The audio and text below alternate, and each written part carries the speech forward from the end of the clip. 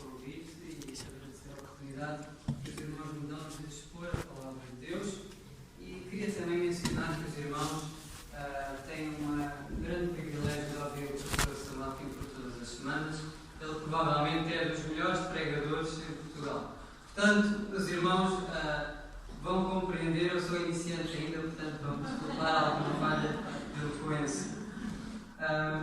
Escolhi para hoje estudarmos o Evangelho de João, então queria pedir aos irmãos que abrissem em João 6.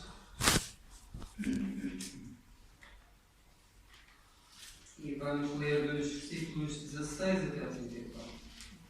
O texto é um pouco longo, mas é necessário para compreendermos a narrativa toda, para não estarmos a tirar apenas alguns versículos fora do contexto. Então eu vou ler João 6, 16 a 34.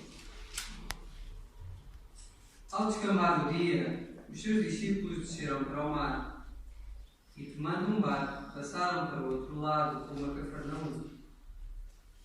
Já se fazia escuro e Jesus ainda não viera ter com eles.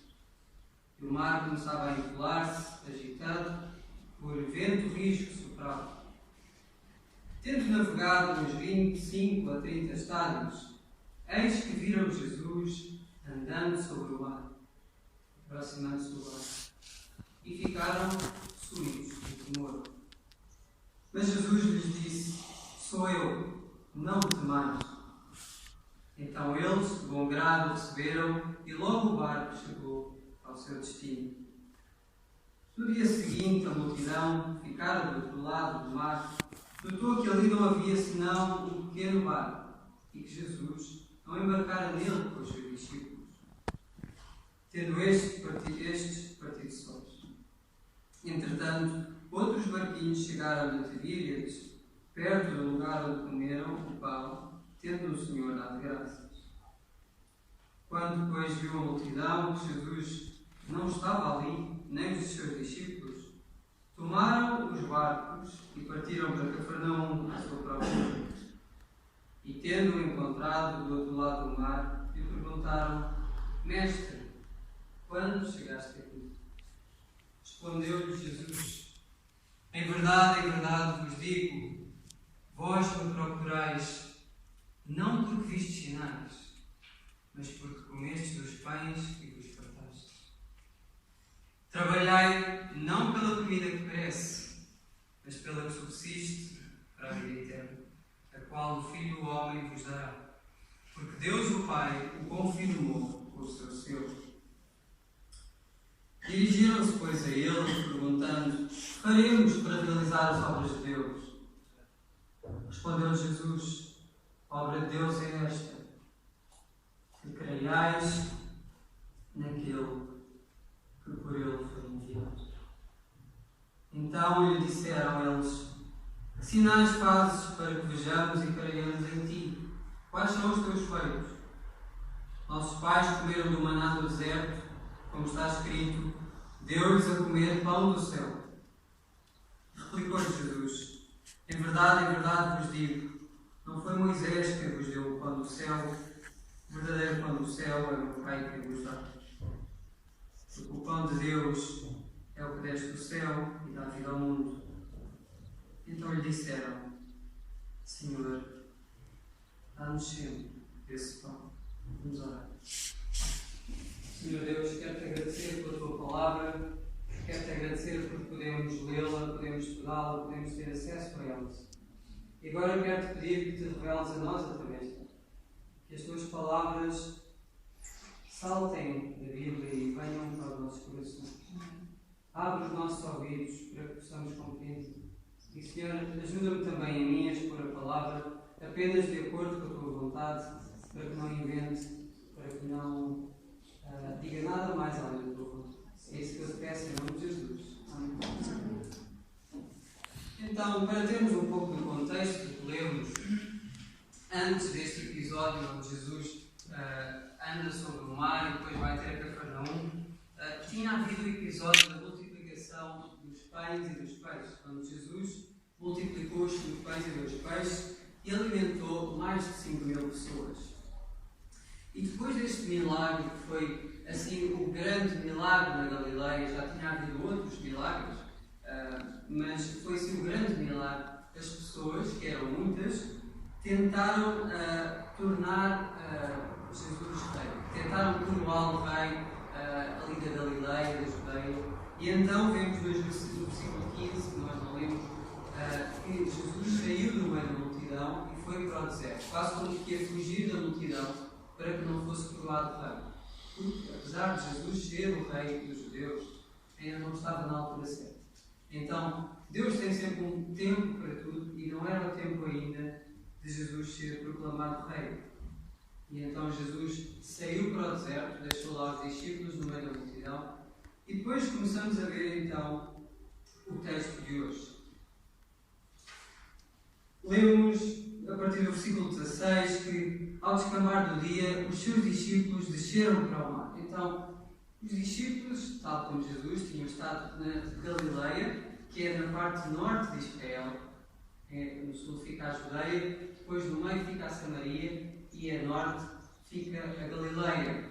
E eles atravessaram o mar da Galileia para o outro lado, uma parte que já não é Israel, já é as províncias gentias, ou Decápolis, onde estão as 10 cidades dos gentios. E então Jesus tinha atravessado por causa das perseguições, porque as pessoas andavam atrás dele, porque ele realizava milagres ao sábado, porque ele se identificava com Deus. E então os discípulos tiveram de ir, juntamente com Jesus, para estas partes gentias, onde os judeus não tinham autoridade, e foi aí que realizaram o milagre da multiplicação dos pães e dos peixes. E agora estavam a voltar para a Galileia, mais concretamente para Cafarnaum. Diz aqui o texto que, tomando um barco, os discípulos passaram para o outro lado, rumo a Cafarnaum. Já se fazia escuro e Jesus não viera ter com eles. Portanto, Jesus tinha ido ao deserto, tinha fugido da multidão e ainda não tinha voltado.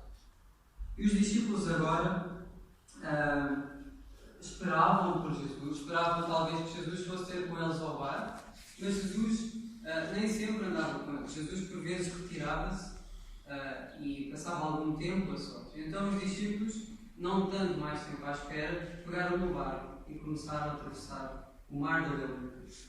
Diz aqui que o mar começava a embolar-se, agitado por vento rijo que sobrava. E tendo navegado os 25 a 30 estádios, eis que viram Jesus andando sobre o mar, aproximando-se do barco, e ficaram possuídos de temor. Então, vemos aqui um episódio que é conhecido de todos. Quando Jesus anda sobre as águas. É um episódio que está relatado em mais detalhe, tanto no Evangelho de Mateus como no Evangelho de Marcos. Em Mateus 14 e Marcos 6, se alguns irmãos tiverem curiosidade de ver os detalhes. Temos alguns detalhes como Pedro a andar sobre as águas, que aqui neste relato não temos. Mas então vemos que os discípulos foram para o mar da Galileia, atravessaram para Cafarnaum, estavam a atravessar, e Jesus tinha sido deixado sozinho, daquele lado, do lado dos gentios, e Jesus não podia ter dado, por exemplo, a volta ao mar a pé. Ia atravessar de barco, senão ia demorar muito tempo.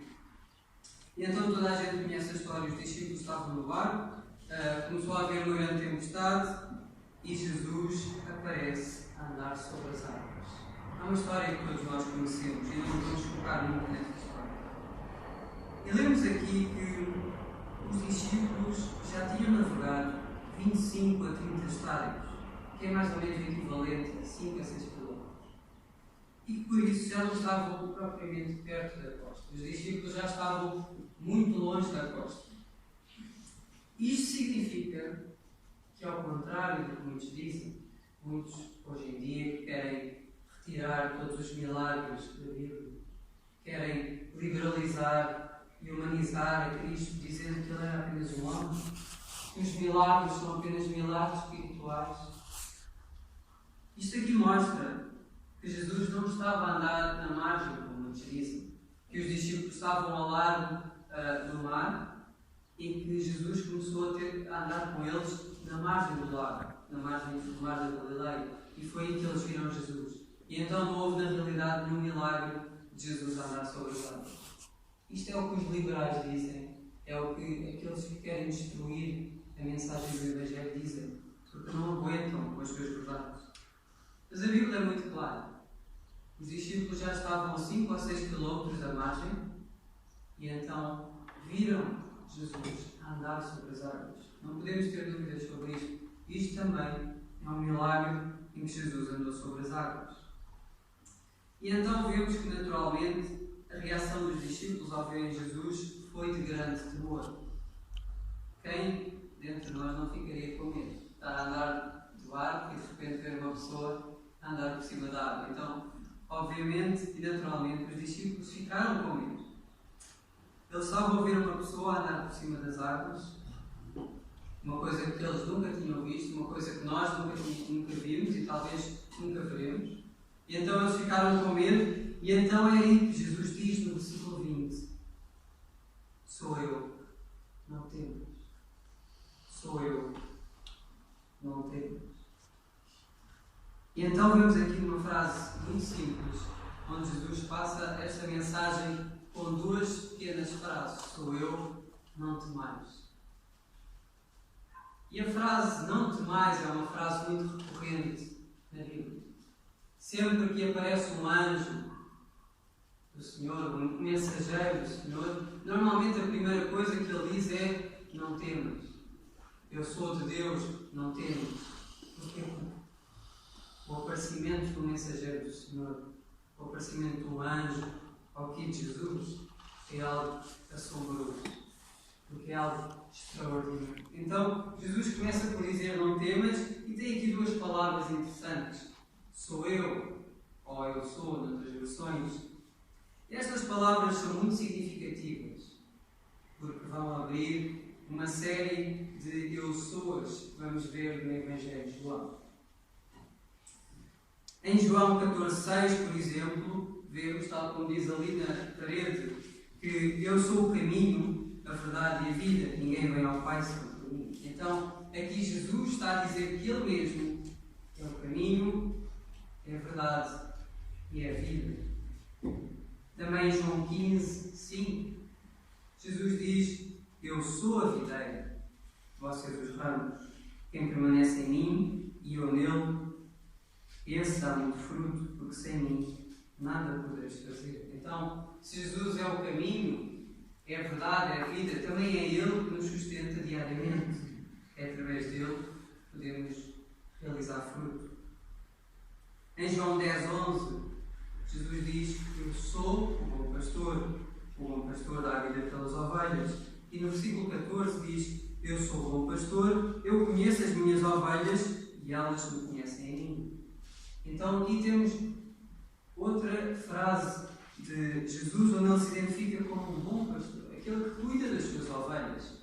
E atenção ao versículo 14 que diz: eu conheço as minhas ovelhas. Então Jesus conhece-nos, mas também elas me conhecem a mim. Então nós não podemos dizer que somos ovelhas de Jesus, não podemos dizer que Jesus é o nosso bom pastor se nós não o conhecermos. E então fica aqui uma coisa importante também. Em João 10:9, ele diz novamente: eu sou a porta. Se alguém entrar por mim, será salvo. Entrará e sairá e achará passagem. Então Jesus é o único caminho, é a única porta, é a única entrada para a salvação. E finalmente vemos também, no capítulo 6, mais tarde, neste discurso que Jesus vai iniciar, Jesus diz: eu sou o pão da vida. Então, Ele é aquele que nos alimenta.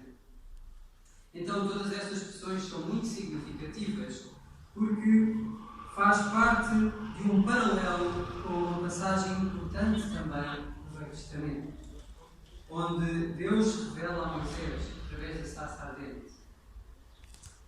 Lemos em Êxodo 3:14. Disse Deus a Moisés: eu sou o que sou. E disse mais: assim dirás aos filhos de Israel: o eu sou me enviou a vós. E aqui Deus está a falar da sua existência. Deus não depende de ninguém nem de nada para existir. Deus não começou a existir, Deus não vai parar de existir. Deus existe. Ele é aquilo que é. E essa é a grande diferença entre Deus e as criaturas, entre o Criador e as coisas criadas. Todos nós temos o início de uma existência. Nós não existíamos antes e passámos a existir. Todos nós vamos deixar de existir, pelo menos aqui na Terra. Todas as coisas que existem, as cadeiras, as casas, os objetos, tudo isso começa a existir e tudo isso vai deixar de existir. Também os astros, o Sol, a Lua, também eles começaram a existir e também eles não vão deixar de existir. Então, todas as coisas criadas dependem de Deus. Deus é que as criou e Deus é que sustenta a sua existência diariamente. Se Deus assim o quisesse e desejasse neste momento que tudo deixasse de existir, nada mais existiria. Nós dependemos da vontade de Deus constante para continuar a existir. Deus não é assim. Deus não depende de nada. Se nós deixarmos de acreditar em Deus, Deus continua a existir. Não é por nós, como sociedade, começarmos a ser cada vez mais seculares e mais ateus que Deus deixa de existir. Muitos dizem que Deus está morto, mas Deus continua vivo e Deus vai continuar vivo para sempre. Deus é autoexistente. Deus não depende de ninguém nem de nada. E então aqui a expressão no texto que nós temos em grego, que diz eu sou ou sou eu, usa não uma palavra que era necessário no grego, mas usa duas palavras. E portanto a tradução não pode ser feita de forma literal, porque senão no texto ficaria estranho. Mas no original tem as palavras ego e imi, duas palavras diferentes. E ego, os irmãos poderão imaginar, tem a ver com o eu. Palavras como egoísta, egocêntrico, são pessoas que estão centradas no eu. Portanto, o ego significa eu. E o imi também significa eu sou, ou existir, ou tem também a ver com a existência própria. Então, naturalmente, na língua grega, quando alguém quer dizer eu sou, ou quem está aí e quer responder sou eu, apenas usa uma destas palavras, ou usa ego, ou usa imi. Mas o Senhor Jesus aqui usou as duas palavras, dizendo ego e imi, dizendo não apenas sou eu de uma maneira casual, mas dizendo eu sou o que sou, eu sou aquele que existe desde a eternidade. Ele está aqui a usar a expressão Yahvé, o eu sou. Está a fazer uma tradução literal deste eu sou, deste Yahvé, do Velho Testamento, onde Deus se revela a Moisés. Então, Jesus aqui, ao usar esta expressão, está a identificar-se com o próprio Deus. Já antes no Evangelho de João, tínhamos visto Jesus a dizer que eu venho do céu, eu venho do Pai, eu e o Pai somos um, eu sou o Filho de Deus.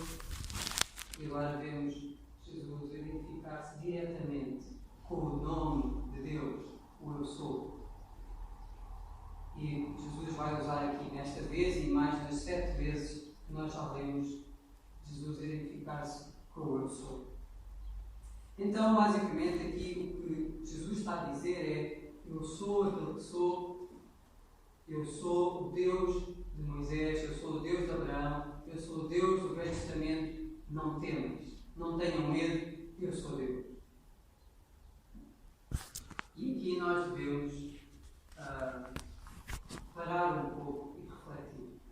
Muitas vezes nós temos anseios, temos medos, temos dúvidas em relação ao nosso futuro, em relação à nossa situação atual e esquecemos destas palavras de Jesus. Sou eu, não temas. Se nós somos filhos de Deus, se nós estamos com Deus, se nós somos adotados por Deus, então não temos de temer, não. somos filhos do Deus Altíssimo. Somos filhos do Deus que é todo-poderoso, o Deus que é e que vai ser para sempre. Então não temos de ter medo. Prosseguimos no texto e diz então: eles, de bom grado, receberam e logo o barco chegou ao seu destino. Então, acaba aqui este episódio, a tempestade acalma e eles chegam ao seu destino, que é Galileia, chegam a Cafarnaum. E depois lemos a partir do versículo 22 que no dia seguinte a multidão que ficara do outro lado do mar notou que ali não havia senão um pequeno barco e que Jesus não embarcara nele com os seus discípulos, tendo estes partido sós. Então, o próprio texto mostra-nos aqui que as pessoas que não viram este milagre em que Jesus andou sobre as águas, não viram este milagre, mas viram que apenas havia um barco e que os discípulos foram nesse barco, mas que Jesus não foi nesse barco. E agora as pessoas iam ver que Jesus estava do outro lado do mar. Então, tinham de arranjar uma explicação de como é que Jesus atravessou o mar da Galileia. E que, entretanto, outros barquinhos chegaram a Tiberíades, perto do lugar onde comeram o pão, tendo o Senhor dado graças. E depois, quando viu a multidão que Jesus ali não estava, com os seus discípulos, tomaram os barcos e partiram para Cafarnaum à sua própria. Então, eles não viram Jesus a ir embora, mas também não viam Jesus ali onde não estava. Então, pegaram em barcos e foram para Cafarnaum. E tendo chegado a encontrar do outro lado do mar, lhe perguntaram: Mestre, quando chegaste aqui?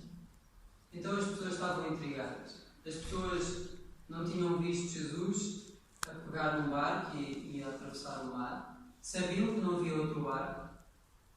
Portanto, estavam intrigadas. E Jesus não tinha tempo de ter ido a pé, dar a volta por cima, ou dar a volta por baixo, atravessando o Rio Jordão. E então as pessoas estavam a perguntar: como é que chegaste aqui? Nós vimos que tu não entraste no barco. E também não havia nenhum outro barco. Como é que tu chegaste aqui? Então as pessoas queriam saber. As pessoas são naturalmente curiosas. Mas Jesus não respondeu a isso, porque não era do interesse dele estar agora a explicar que tinha feito um milagre. Jesus já tinha feito um milagre muito grande e já tinha arranjado alguns problemas com isso. As pessoas queriam coroá-lo rei. Então Jesus não estava agora para contar mais milagres que ele tinha feito. Este era um milagre que era explosivo para os seus discípulos e que agora nós também temos acesso. Mas então Jesus desvia aqui a conversa toda e vai direto à questão, começa a acusar aqueles judeus que o seguiam. E diz no versículo 26, respondeu-lhe Jesus: em verdade vos digo, vós me procurais, não por vistos sinais, mas porque comeste dos pães e vos fartastes. Então as pessoas seguiam Jesus porque tinham interesse material naquilo que Jesus lhes dava. Não seguiam por crer. E Jesus aqui acusa diretamente as pessoas de fazerem isto, de serem interesseiras. Elas não queriam saber se Jesus fazia sinais e que por isso era o Messias. Não queriam saber da sua mensagem. Queriam apenas saber daquilo que Jesus lhes dava. Para nós talvez possa parecer um pouco estranho as pessoas andarem atrás de outra apenas porque ela dava o pão. Nos dias de hoje o pão é barato. Mas nesta altura não era assim tão barato. As pessoas eram pobres, especialmente na Judeia. A Judeia era a região mais pobre do Império Romano. E então as pessoas tinham pouco dinheiro e havia uma pessoa, um rabi, que andava a ensinar e a dar pão de graça. Claro que as pessoas iam segui-lo. Iam segui-lo porque queriam ver espetáculo e queriam comer à borda. Então Jesus estava aqui a dizer: vocês seguem não porque creem em mim, mas porque querem coisas. E também aqui podemos arranjar um paralelo com a nossa vida, com as nossas igrejas. Porquê é que nós estamos na igreja?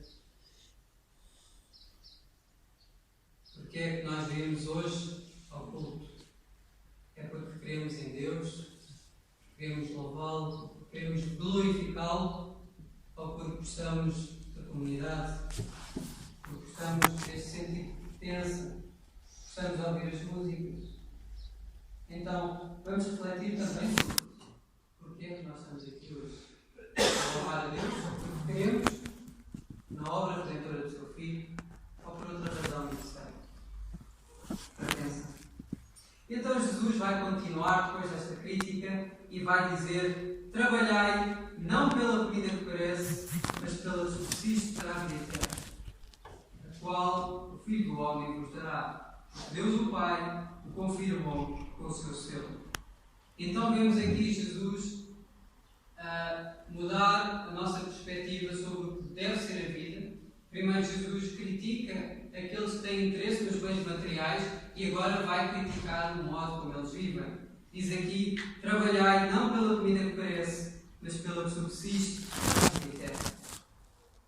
Então, Jesus aqui está a falar sobre o objetivo da nossa vida, sobre aquilo que devemos dedicar à nossa vida.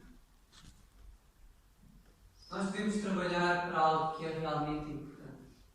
Nós não devemos desperdiçar tempo com coisas passageiras. Tudo aqui é passageiro. Jesus fala aqui da comida que perece. A comida é realmente muito passageira. Compra-se uma coisa, gasta-se dinheiro, come-se e já não há mais, já desapareceu. Alimenta-nos durante um pouco, durante algumas horas, mas já passou. Então, a comida é talvez das coisas mais passageiras que nós temos. Existem outras coisas que não são tão passageiras, mas que não deixam de ser. Por exemplo, comprar uma casa, um edifício, de tijolo, de cimento, com ferro armado. Parece que é algo que dura muito. E muitas vezes dura 100 anos, até 200 anos, talvez alguns edifícios. Mas mesmo assim é passageiro. Mesmo assim é algo que perece. Também a família é algo menos passageiro que a comida. Os filhos duram depois dos pais morrerem. Os netos duram depois dos filhos morrerem. Então a família também é uma coisa muito permanente. Mas também as famílias morrem. Também as pessoas morrem. As heranças desaparecem. Então, tudo aqui na Terra é parecido. E o que Jesus está aqui a dizer é: trabalhai não por estas coisas possíveis, mas pelas coisas eternas. A única coisa eterna que nós temos é o nosso destino final. Ou vamos para o céu, a vida eterna, ou vamos para a destruição. Essa é a única coisa eterna. E é isso que nós temos de trabalhar. É claro que Jesus não está aqui a dizer: não trabalhem. Não trabalhem para a vossa vida diária. Claro que nós temos de trabalhar e claro que nós temos de ganhar o sustento diário. Mas ninguém se alegra de estar a trabalhar só por trabalhar. A trabalhar só para pôr comida na mesa. Parece uma existência um pouco infeliz. Eu próprio já tive de trabalhar no McDonald's. Não porque eu tivesse um prazer especial em servir hambúrgueres e fritar batatas, mas porque precisava de dinheiro na altura, então fui trabalhar. Mas não era o meu objetivo de vida, não era aquilo que eu queria. Não era aquilo a que eu queria dedicar a minha vida. Então todos nós, por vezes, vamos ter de trabalhar em coisas que não queremos, por vezes vamos ter de dedicar tempo para meter apenas comida na mesa. Vamos ter de dedicar tempo para fazer coisas que não gostamos.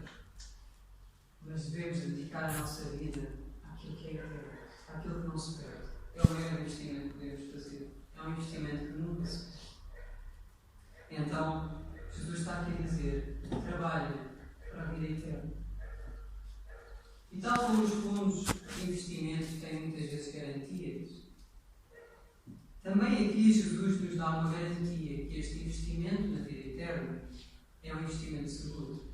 Diz aqui que Deus, o Pai, confirmou com o seu selo. Então nós temos o selo de Deus. O selo que confirma que este investimento, o investimento em crer em Jesus, nos vai dar a vida eterna. Não se vai perder, não é algo em vão.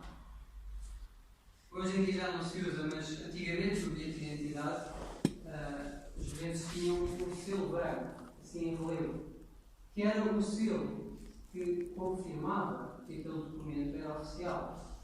E também outros documentos ainda usam, se usa esse tipo de selos brancos em relevo, mas usa-se certificados digitais. Mas no fundo é a mesma coisa. É um selo, é uma garantia de que aquele documento, aquela identificação, aquele contrato é válido. E aqui o nosso contrato com Deus, por assim dizer, esta promessa que Jesus nos fez, de se crermos nele, Ele nos vai dar a vida eterna, está confirmada, está selada pelo Pai, pelo próprio Deus. E então, esse selo já agora é a presença do Espírito Santo em nós, que nos dirige, que nos transforma a vida, e é simbolizada pelo batismo como entrada na família de Deus. Não é o batismo, obviamente, que nos salva, não é o batismo que nos sela a salvação, mas o batismo é então esse sinal de que temos o Espírito Santo a habitar. Então, perante tudo isto, o que estamos a fazer todos? Estamos a trabalhar para as coisas que perecem ou estamos a trabalhar para aquilo que é eterno? Estamos a dedicar o nosso tempo para coisas que satisfazem momentaneamente, mas que daqui a 10 anos não interessam nada, que daqui a 100 anos não interessam nada, que daqui a uma eternidade não tem valor nenhum? Ou estamos a dedicar a nossa vida? Então, as pessoas ao ouvir isto, ao ouvir esta mensagem, ao ouvir esta garantia da parte de Deus, perguntam uma pergunta legítima e que todos nós devíamos estar a perguntar neste momento a nós mesmos: que faremos para realizar as obras de Deus? Está no versículo 28. Faremos para realizar as obras de Deus. Devemos dedicar a nossa vida às coisas eternas, então, que coisas são essas? Que obras de Deus são essas? E Jesus responde: a obra de Deus é esta, que creiais naquele por Ele foi enviado. Então é muito simples. Qual é a obra de Deus? Qual é aquilo a que nós devemos dedicar a nossa vida? Como é que devemos viver? O que é que devemos fazer? Crer em Jesus. Tão simples quanto isso é o que diz aqui. É o que diz aqui. A obra de Deus é esta, creiais naquele por Ele foi enviado. Então, crer não só no sentido de acreditar, mas crer no sentido também de fazer aquilo que Jesus nos diz. Nós queremos em muitas coisas. Queremos, por exemplo, que o banco guarde o nosso dinheiro e que quando nós o quisermos lá buscar, vamos poder levantar dinheiro. Portanto, temos, de certo modo, uma fé no banco quando depositamos lá dinheiro. Então não temos uma fé só de acreditar que o banco pode guardar dinheiro, mas que não temos lá dinheiro na realidade. Não confiamos lá. Então, a fé em Jesus é mais ou menos a mesma coisa. Se nós dissermos que queremos em Jesus, mas não praticarmos aquilo que Jesus nos diz, não estamos a ter uma fé verdadeira. Estamos só a ter uma opinião, uma crendice. Mas ter a fé verdadeira, crer realmente em Jesus, aquele que foi enviado por Deus, é acreditar naquilo que Ele diz, é acreditar naquilo que Ele fez e viver de acordo com os seus mandamentos. As coisas eternas, as coisas terrenas, nada interessam para a vida eterna. Fazer coisas aqui na terra, ganhar dinheiro, trabalhar, nada disso interessa para a vida eterna. A única coisa que interessa para a vida eterna é confiarmos na obra de Cristo. Se cremos em Jesus, se temos fé, então temos a vida eterna. Isso é a maior coisa que podemos fazer. E então, os discípulos, ao ouvir isto, compreendendo a gravidade das coisas que Jesus estava a dizer, se crerem em mim vão ter vida eterna, é uma frase muito importante, e estava a dizer, dediquem-se à obra de Deus.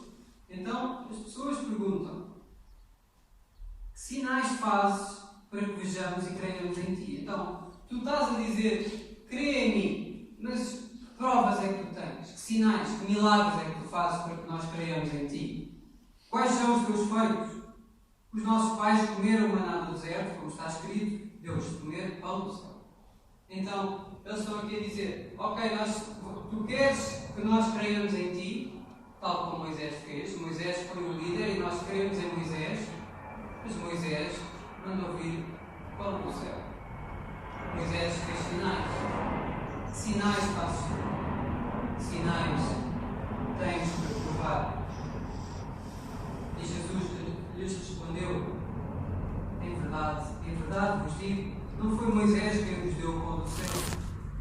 O verdadeiro pão do céu é meu Pai que vos dá. Porque o pão de Deus é o que desce do céu e dá vida ao mundo. Então, Jesus primeiro está a dizer, não foi Moisés que fez os milagres, não foi Moisés que fez sinais, é Deus que faz. E depois está a dizer que o verdadeiro pão do céu, o verdadeiro maná, aquele que dá a vida, é aquele que desce do céu. E aqui ele está a fazer uma referência a si próprio. Jesus é o verdadeiro maná que veio do céu. É o maná que nos alimenta. É o maná que nos dá a vida eterna. Mas então as pessoas queriam provas, queriam milagres, queriam evidências de que Jesus realmente era o Messias, que Jesus realmente era Filho de Deus. E nós temos muitos milagres. Os evangelhos estão repletos de milagres. Porquê? Para que nós possamos crer em Jesus. Vemos apenas neste evangelho, por exemplo, no capítulo 2, onde Jesus transforma água em vinho, diante de muita gente. Não foi um milagre em oculto, foi um milagre público. E as pessoas provaram o vinho era vinho, não sabia água, não era um engano. Temos aí um milagre. Vemos que Jesus alimentou 5.000 pessoas, a partir de 5 pães e 2 peixes. Também as pessoas comeram algo material, não foi um milagre espiritual, não foi uma coisa inventada. Houve muita gente que comeu. Temos aí outro milagre. E ainda hoje vimos outro milagre, como Jesus andou sobre as águas. E muitos mais há. Então, Jesus diz-nos, se queremos a vida eterna, temos de dedicar-nos às coisas que são eternas. Jesus diz-nos que as coisas que são eternas, aquilo que é a obra de Deus, é crer nele. E depois apresenta-nos como provas os vários milagres que ele fez. Então, nós não temos aqui desculpas. Jesus é o verdadeiro Filho de Deus. Jesus é quem ele diz que é. Ele fez os sinais, os milagres, para provar que ele vem de Deus. E então nós só temos de fazer as coisas. Temos de crer nele. Temos de seguir os seus mandamentos. Então os sinais não faltam. E perante isto as pessoas ali presentes disseram, Senhor, dá-nos sempre esse pão. Esta deve ser a nossa reação. Ao ver tudo isto, ao ver que Jesus é o verdadeiro Filho de Deus, que Jesus é o enviado de Deus, Jesus é o pão que vem do céu para nos alimentar e nos dar vida eterna, a nossa única resposta deve ser esta. Senhor, dá-nos sempre esse pão. Vamos sempre pedir esse pão a Deus. Este pão é Jesus. É Ele que nos alimenta. É Ele que nos salva. Vamos então alimentar-nos desse pão diariamente. Senhor Deus, queremos te agradecer porque tu enviaste o teu Filho Jesus à terra. Porque tu enviaste e porque ele mostrou de forma tão avassaladora que realmente ele é o teu Filho, realmente ele é o teu enviado, Senhor. E ajuda-nos a seguir aquilo que lemos hoje. Ajuda-nos a querer mais este pão, a depender deste pão, a não encontrar pães terrenos que alimentam por um dia, mas depois dão fome. Ajuda-nos a comer esta comida à vida eterna, este pão que alimenta eternamente. Peço, Senhor, que nos deis fé, verdadeira fé, Senhor. Nos ajudes a crer